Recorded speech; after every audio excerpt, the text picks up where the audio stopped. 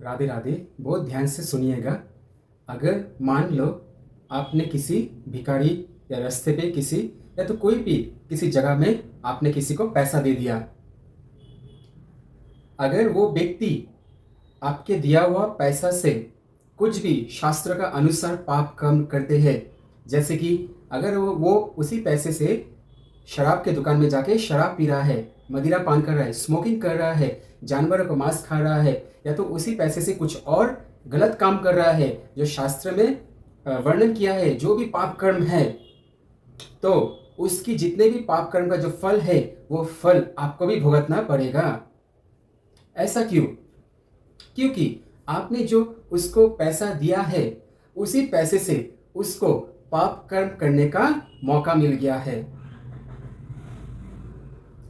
तो इनडायरेक्टली वो पाप कर्म कर रहे हैं, बट इसका जो परिणाम है आपको डायरेक्ट भुगतना पड़ेगा। मतलब आपको डायरेक्टली उसका पाप कर्म आपको भी भुगतना पड़ेगा। इसलिए जब भी हम किसी को दान करते हैं, बहुत सावधान, बहुत सतर्क होकर के दान करना चाहिए। हमें दान के बारे में सब कुछ जानना चाहिए। बिना जान के हमें कुछ भी, कहीं भी, कैसे भी टाइम पे दान नहीं करना चाहिए।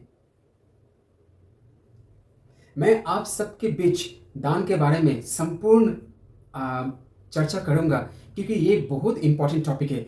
आज हम सब देख सकते हैं कि किसी के प्रति माया मोह करके हम दान कर देते। हम सोचते हम दान किया, हमने बहुत बड़ा पुण्य किया है, बहुत अच्छा काम किया है, बहुत अच्छा लग रहा है, लगता है कि बहुत बड़ा काम किया हमने, पर हमने बिना जाने समझे, शास्त्र का बिना सुनकर, बिना अध्ययन करके, जो शास्त्र में मेंशन किया है कैसे दान करना चाहिए, किसको दान करना चाहिए, कहाँ पे दान करना चाहिए, कौन सा वक्त में दान करना चाहिए, कितना प्रकार का दान होता है, बिना सोचे समझे जब हम दान कर देते हैं तब हम बहुत बड़ा गलती करते हैं। इस गलत फहमी से हमें बचना चाहिए। आपने जो आपका कमाई हुआ धन, जो आपने पैसा आपने किसी को दे दिया, दान कर दिया, उसको तो क्या पता, उसको शास्त्र के बारे में कुछ नहीं मालूम।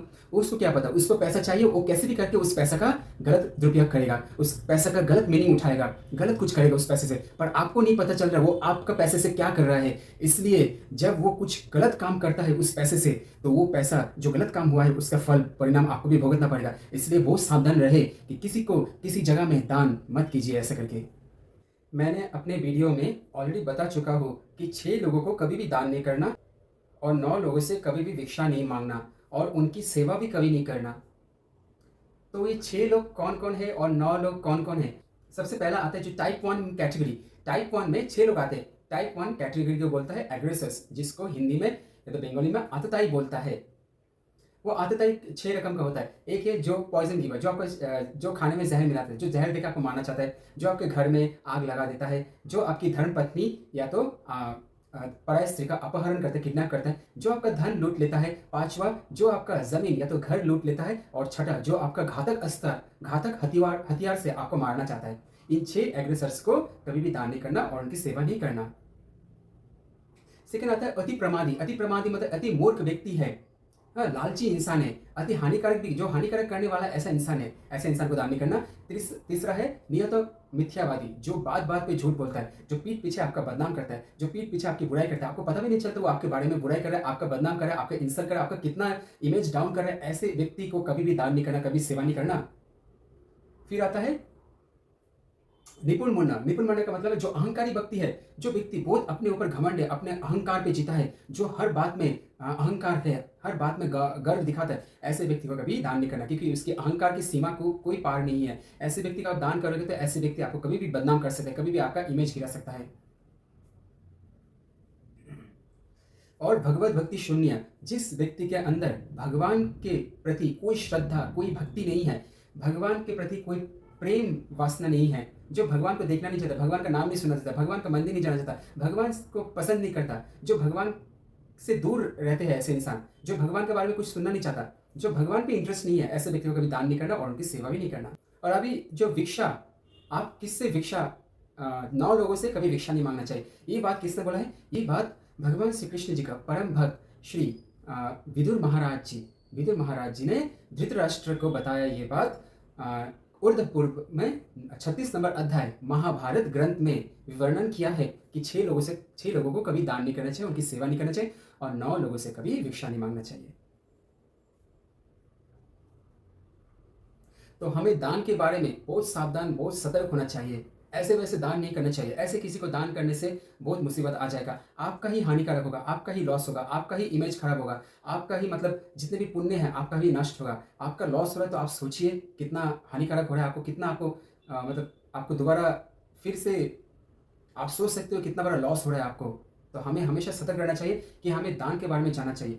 देखिए, एक बात मैं बोलूँगा, बिना दान करके आप कभी भी भगवान के घर, स्वर्ग में नहीं जा सकते।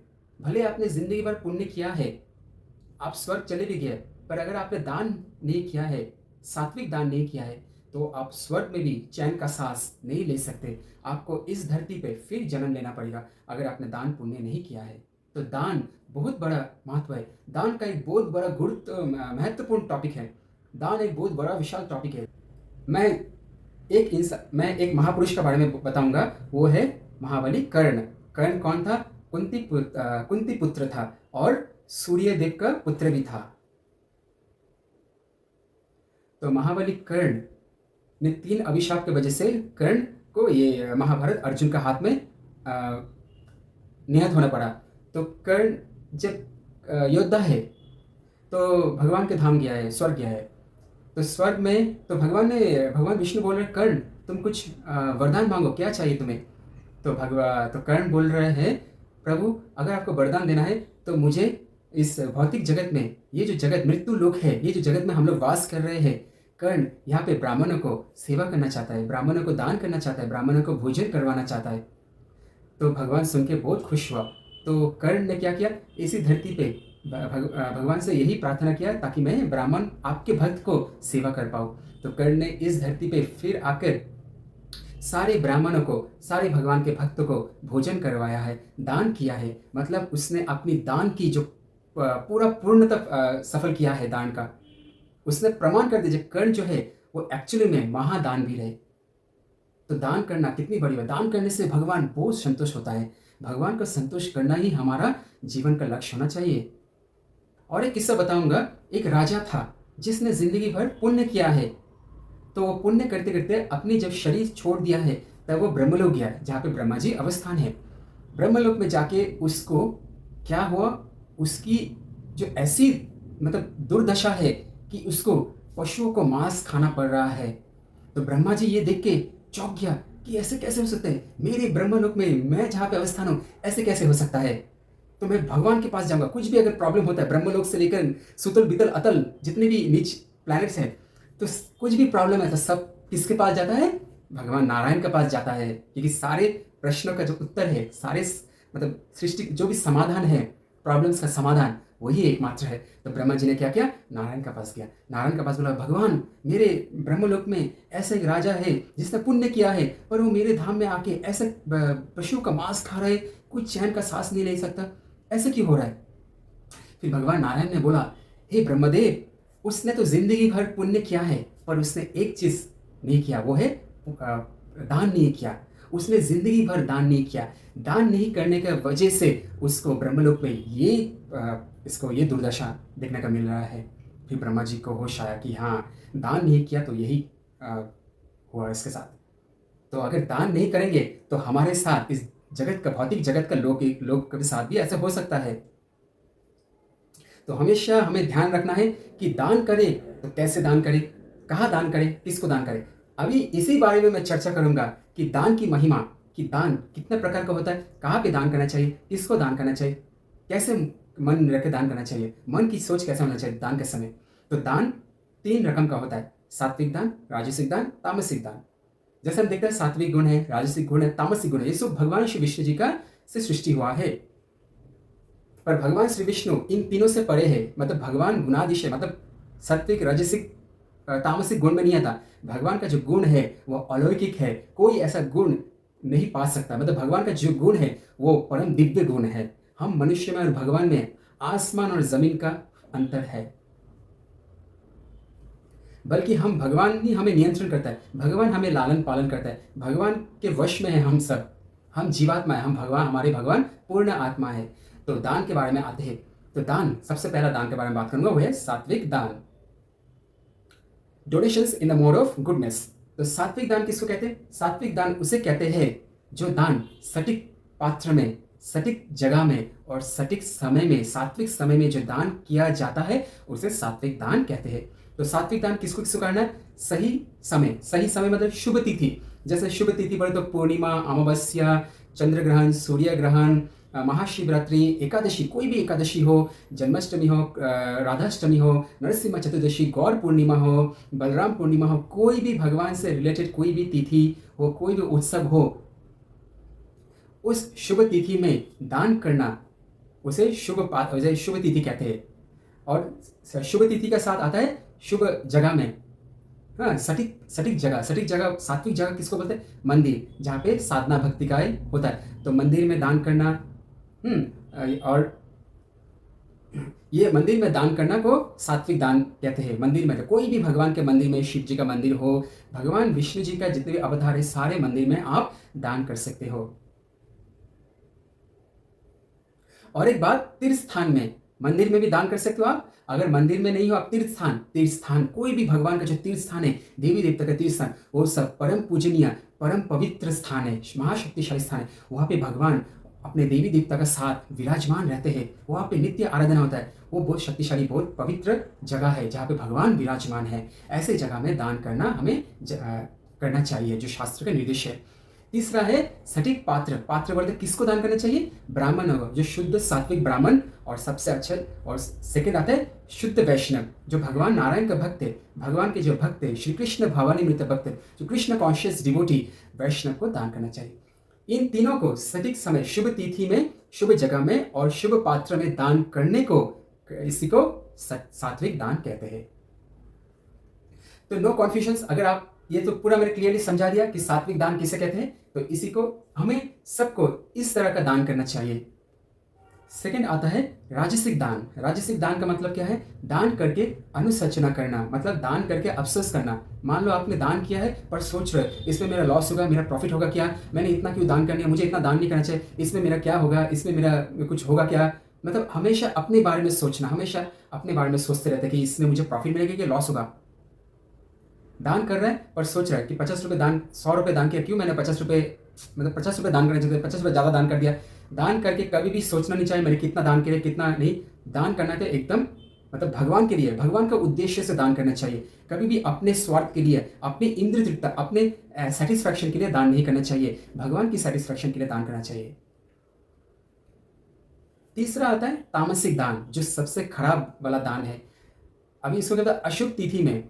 अशुभ तिथि मतलब कोई भी तिथि नहीं है, भगवान का तिथि नहीं है, कुछ भी नहीं है, ऐसे अशुभ तिथि में दान करना। अशुभ जगह में मतलब कोई भी फुटपाथ में हो, या कोई भी जहाँ पे भगवान के मंदिर कुछ नहीं है, तीर्थ स्थान नहीं है, ऐसे अशुभ जगह में दान करना। और अशुभ पात्र में, मतलब जो भगवान के भक्त नहीं है, ऐसे अभक्त का हाथ में दान करना, उसे तामसिक दान करता है। भगवत भक्ति शून्य। अगर मैंने आपको बताया था कि किसको, 6 लोगों को दान नहीं करना चाहिए, उन 6 लोगों को आप जो दान करते हैं वो तामसिक दान में आ जाते हैं। झूठा, मक्कार, फरेबी, जो मिथ्यावादी है, ये सब जो पापी इंसान है, ऐसे लोगों को दान कभी नहीं करना। तो ये है 3 टाइप के दान, सात्विक दान, राजसिक दान, तामसिक दान। ये तीनों तरह का दान, इन तीनों में से सात्विक दान हमें हमेशा करना चाहिए, क्योंकि इसी में हमारी महापुण्य होता है। अभी कोई बोलता है कि हाँ, मानता हूँ कि पैसा दान नहीं करेंगे, हम खाना तो दान कर सकते हैं। हाँ, अगर आप किसी भिखारी या तो गरीब इंसान को खाना देते हो, कपड़ा देते हो, पानी देते हो, तो वो पाप तो नहीं है, पुण्य है। बट वो पुण्य होने से क्या हुआ? सुकृति तो नहीं होता। अगर हम पुण्य करेंगे तो पुण्य का फल मिलता है, हाँ, पर अगर हम सुकृति करेंगे तो वो कभी खंडन नहीं होता, क्योंकि पाप और पुण्य खंडन होता है। अगर आपने किसी भिखारी या तो किसी गरीब इंसान को भगवान श्री कृष्ण जी का, तिरुपति गोविंद बालाजी का जो प्रसाद है, या जगन्नाथ धाम की जगन्नाथ महाप्रसाद है, कोई भी भगवान विष्णु जी का प्रसाद अगर आपने किसी गरीब इंसान, किसी अपाहिज इंसान, किसी हैंडीकैप इंसान, कोई भी इंसान जिसका पेट में खाना नहीं है, कपड़ा नहीं है, गरीब इंसान, भिखारी को अगर दे दिया, तो वो पाप नहीं है, पुण्य भी नहीं है, वो पुण्य से भी बहुत बड़ा पुण्य है। उसे क्या कहता है? सुकृति कहता है। क्योंकि आपने भगवान, मतलब आपने दूसरे उन लोगों को, भगवान को पहुंचा दिया आपने। देखिए, सुकृति का मतलब हमें समझना है, जो भी कार्य भगवान और भगवान के भक्तों के साथ रिलेटेड, अटैच्ड होता है, उसे सुकृति कहते हैं। मान लो आपने तिरुपति धाम गया है, तिरुपति धाम में जाके आप तिरुपति प्रसाद ले रहे हो, तिरुपति प्रसाद खा रहे हो, तो उसे आपको पता भी नहीं है कि तिरुपति प्रसाद का महिमा क्या है, आपको पता नहीं, आपसे वैसे ले लिया, आप खा रहे हो, तो आपको वो सुकृति होता है, वो बहुत बड़ा पुण्य है, क्योंकि आपने भगवान का प्रसाद लिया है। पर उस सुकृति को अज्ञात सुकृति कहता है। सुकृति दो टाइप का होता है, एक है ज्ञात सुकृति, एक है अज्ञात सुकृति। मतलब आपने बिना जानबूझ के, आपको पता नहीं कि भगवान का महाप्रसाद में क्या महिमा है, कितना गुरुत्व है, आपने बिना सोचे समझे भगवान का प्रसाद ले लिया, इसलिए आपने अज्ञात सुकृति हो गया। और अगर आपको पता है कि ये भगवान का प्रसाद है, ये तो बहुत साधारण खाना नहीं है, ये तो भगवान का प्रसाद है, ये तो महापुण्य होने वाला है, तो आपने जानबूझ के भगवान का प्रसाद लिया, आपको वो ज्ञात सुकृति। मतलब ज्ञात सुकृति और अज्ञात सुकृति दोनों का फल एक ही होता है।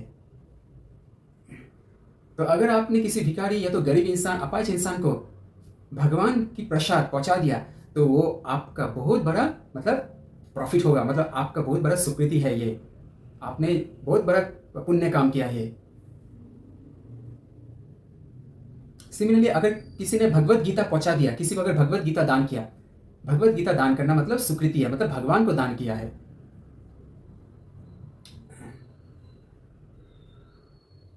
तो हमें हमेशा ध्यान रखना चाहिए कि हमें किसको कैसे दान करना चाहिए, कब दान करना चाहिए, क्यों दान करना चाहिए, दान का पीछे क्या रहस्य है, किसको दान करना चाहिए, किससे दान नहीं करना चाहिए, किसकी सेवा नहीं करना चाहिए, किससे भिक्षा नहीं मांगना चाहिए। ये सारे दान के बारे में मैंने चर्चा किया हो आप सबके बीच।